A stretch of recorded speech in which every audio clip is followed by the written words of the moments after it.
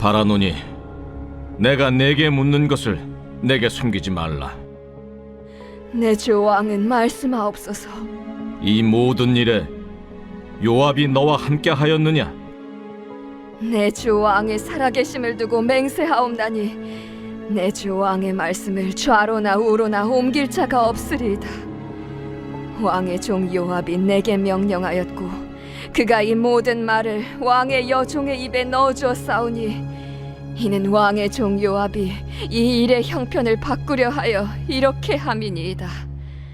내 주 왕의 지혜는 하나님의 사자의 지혜와 같아서 땅에 있는 일을 다 아시나이다. 왕이 요압에게 이르되 내가 이 일을 허락하였으니 가서 청년 압살롬을 데려오라 하니라. 요압이 땅에 엎드려 절하고 왕을 위하여 복을 빌고 요압이 이르되 내 주 왕이여, 종의 구함을 왕이 허락하시니 종이 왕 앞에서 은혜 입은 줄을 오늘 아나이다.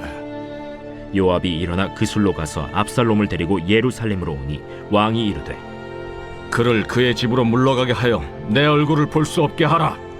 압살롬이 자기 집으로 돌아가고 왕의 얼굴을 보지 못하니라.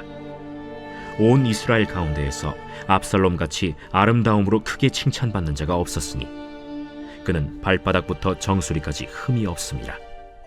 그의 머리털이 무거움으로 연말마다 깎았으며 그의 머리털을 깎을 때 그것을 달아본즉 그의 머리털이 왕의 저울로 200세겔이었더라. 압살롬이 아들 셋과 딸 하나를 낳았는데 딸의 이름은 다말이라. 그는 얼굴이 아름다운 여자더라. 할렐루야. 오늘도 진리 생명의 그 말씀이 우리 삶의 기준이 되어서 우리가 순종함으로 주님의 뜻을 우리 삶 가운데 이루어가기를 소망합니다. 오늘 말씀의 제목은 얼굴을 볼 수 없게 하라입니다. 다윗이 드고와 여인의 배후에 요압이 있음을 알아차린 후에 도피 중이던 압살롬의 예루살렘 귀환을 허락하고 있는 장면을 오늘 담고 있습니다. 더불어 흠없는 외모와 아름다운 머리털을 가진 압살롬의 탁월함과 그의 자녀들에 대한 기록까지 담고 있는 것이 오늘의 말씀이죠. 오늘 말씀 통해서 함께 두 가지로도 보고자 합니다. 먼저 첫 번째로는 우린 내 힘으로 바꾸려 하지 말아야 된다. 내 힘으로 바꾸지 말아야 한다라는 것입니다. 오늘 20절을 보면 이는 왕의 종 요압이 이 일의 형편을 바꾸려 하여 이렇게 함이니이다 라고 기록을 하고 있죠. 드고와 여인의 입을 빌려 고백된 이 말은 요압의 행동, 그 본질을 그대로 폭로하고 있습니다. 현재 이스라엘과 다윗 왕가에 닥친 이 비극, 이 다윗 왕가의 이 비극, 이것은 다윗의 죄, 밧세바를 범함으로 시작된 그 죄로부터 흘러나온 하나님의 무거운 징계의 과정이었습니다. 죄의 쓴 열매를 직면하고 철저하게 회개하며 하나님의 공의로운 처분을 기다려야 하는 엄중한 때가 바로 지금 이 순간이죠. 그런데 여기에 이 엄중한 이 때에 모압이 그 중간에 끼어든 것입니다. 이 엄중한 때, 하나님의 징계의 때라는 것을 깨닫지 못한 요압은 정치적 계산을 끝내고 이 일의 형편을 인위적으로 바꾸기 위해 음모를 꾸민 것이죠. 그렇게 꾸민 대가는 무엇입니까? 요압은 자신이 상황을 통제하고 문제를 해결할 수 있다고 믿었겠지만 다윗의 마음을 움직여 압살롬을 데려오면 모든 문제가 자연스럽게 해결될 줄 또한 알았겠지만 그러나 하나님을 배제한 인간의 수로 바꾼 형편은 그것은 축복이 아니라 더 큰 저주가 되어 돌아왔습니다. 압살롬은 회개 없이 복귀를 하였고 결국 다윗 왕가를 피바람으로 몰아넣는 반역의 주인공이 되고 말았습니다. 결국에 본문을 통해 우리가 하나님의 공의로운 다루심을 신뢰하지 못하고 내 힘과 방법으로 상황을 억지로 바꾸려고 할 때에 어떤 비극이 찾아오는지를 우리는 분명하게 보게 됩니다. 시편 127편 1절 말씀에 여호와께서 집을 세우지 아니하시면 세우는 자의 수고가 헛되며 여호와께서 성을 지키시지 아니하시면 파수꾼의 깨어있음이 헛되도다 라고 말씀하십니다. 인간의 노력이 아무리 열심으로 내 노력으로 뭔가를 하려고 하고 지키려고 바꾸려 하고 이런저런 수고를 한다라고 할지라도 하나님께서 그 성을 지키시지 않는다면, 하나님의 뜻이 그곳에 있지 않는다라고 하면 그 모든 파수꾼의 깨어있음이 헛되고 헛되다라는 것을 알려주고 있습니다. 그런데 우리는 우리의 뜻이 아닌 하나님의 뜻이 무엇인가, 어디에 있는가라는 것에 우리는 귀를 기울이고 우리의 시선이 그곳에 있어야 합니다. 우리는 삶의 곤경이나 막힌 상황을 만날 때에 하나님의 뜻을 구하며 엎드리기보다는 요압처럼 내가 개입해서 상황의 판도를 빨리 바꾸고 싶어하는 유혹에 빠지기가 쉽습니다. 우리는 그때마다 그 노력, 헛된 노력을 빨리 멈춰야 될 줄로 믿습니다. 그것이 설령 일시적인 모면이 될지언정 훗날 압살롬의 반역과 같은 더 큰 영적 부메랑이 되어 돌아올 수 있음을 우리는 깨달아야 됩니다. 당장에 답답하고 고통스러운 울지라도 하나님이 이 상황을 통해 나에게 요구하시는 영적 교훈, 회개나 인내나 훈련과 같은 것들이겠죠. 그 교훈이 무엇인지를 직면하는 것이 우선돼야 될 줄로 믿습니다. 그렇기에 우리는 하나님의 오늘 나의 인생 가운데에 어떤 것을 하기를 원하시는가, 그 뜻을 인내함으로 기다리는 그 자리에 우리가 함께 있기를 소망합니다. 또한 두 번째로 볼 수 있는 것은 우리는 외적인 자랑이 아닌 영적인 성숙으로 나아가야 된다. 나의 외적인 자랑이 아닌 영적 성숙으로 나아가야 된다라는 것입니다. 오늘 성경은 압살롬을 머리끝부터 발끝까지 흠이 없는 완벽한 미남으로 묘사를 하고 있습니다. 특히 매년 깎아서 무게를 달아야 될 정도로 풍성하고 아름다운 머리털을 가졌다라고 기록을 하고 있고 강조를 하고 있지 않습니까? 개인적으로 참 부럽지 않을 수가 없습니다. 매년 머리털을 깎아서 다를 정도를 성경에 기록할 정도라.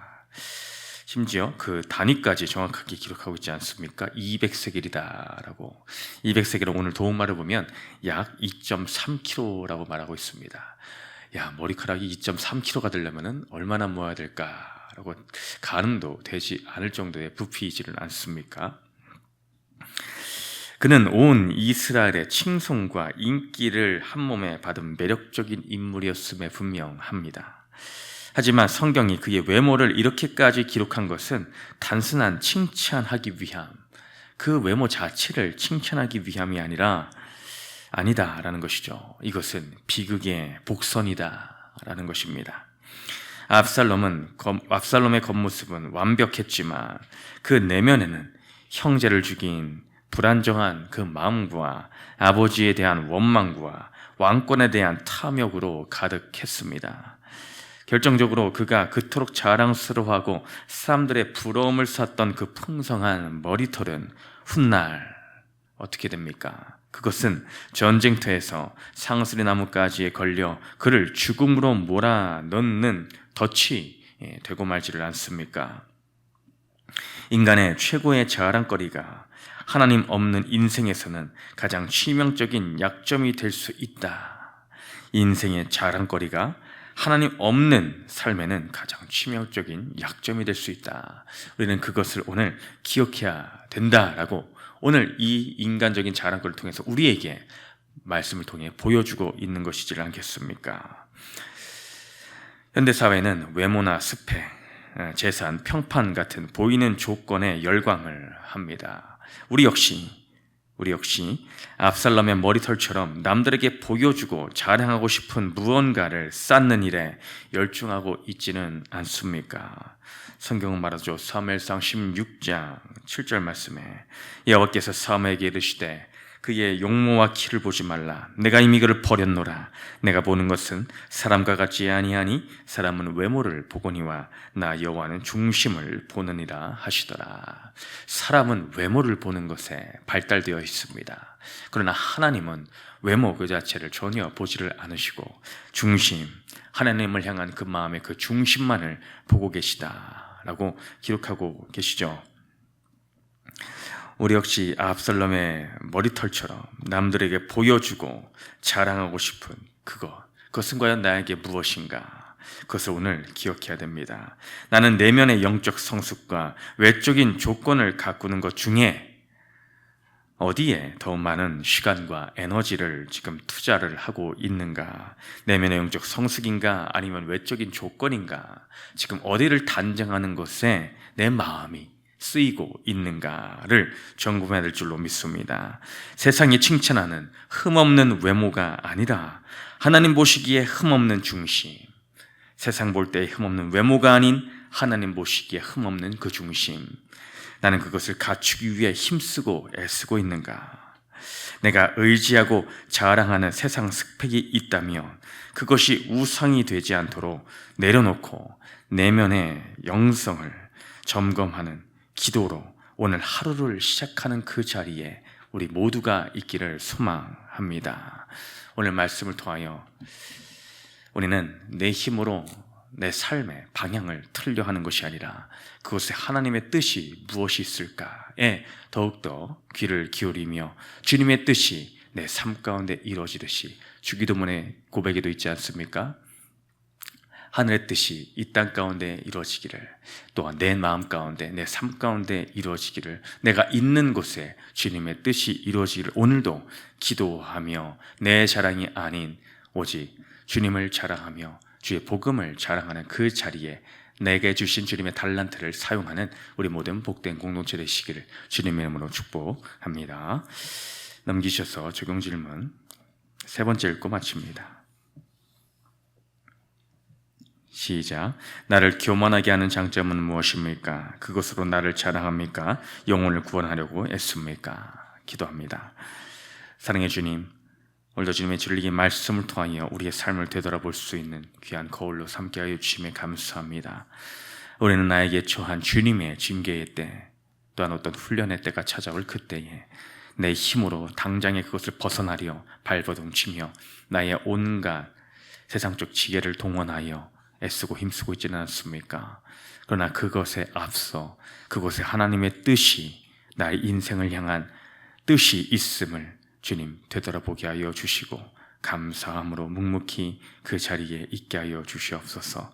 또한 나의 외적인 자랑하는 것에 힘쓰고 그것에 힘과 에너지를 쓰는 것에서 벗어나 이제 주님의 뜻이 이루어지기를, 주님의 이름의 영광만이 주님만 자랑하기를 힘쓰며 겸손함으로 우리의 삶을 살아갈 수 있도록 오늘 한 날을 축복하여 주시옵소서.